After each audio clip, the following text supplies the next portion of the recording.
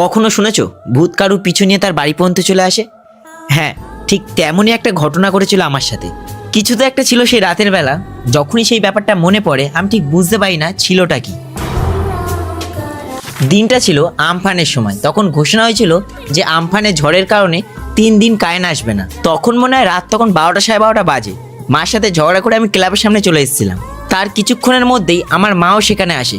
আমাকে ভয় দেখিয়ে বাড়ি নিয়ে যাওয়ার জন্য আমাকে বলে যে এত রাত্রিবেলা ঘুরিস না, কে পিছু নেবে তার ঠিক নেই। আমি তখন বলেছিলাম ধুর, তুমি যাও তো, আমি যাব না। মায়ের ওই কথাটা আমি তখন অতটাও গুরুত্ব দেইনি। মায়ের ওপর রাগ করে অত রাত্রিবেলা আমি এদিক ওদিক ঘুরছিলাম। আমাদেরই বাড়ির পাশে একটা মাঠ রয়েছে, যেটা সবাই জানে যে জায়গাটা কিরকম। ওখানেই গিয়েছিলাম। গিয়ে ভাবলাম যে মাছায় বসে থাকবো। তারপরে অত রাত হয়েছে, রাত তখন প্রায় বাজে 1টা। কেমন জানি না একটু খটকা দিয়ে উঠেছিল। ওখান থেকে আমি চলে এসেছিলাম। তাও কিন্তু আমার জেতের জন্য আমি তখন বাড়ি ঢুকিনি, এদিক ওদিক ঘুরছিলাম। যখন বাজে রাত 2:30 মতো, তখন আমি সোজা বাড়ি এসে ছাদে উঠি।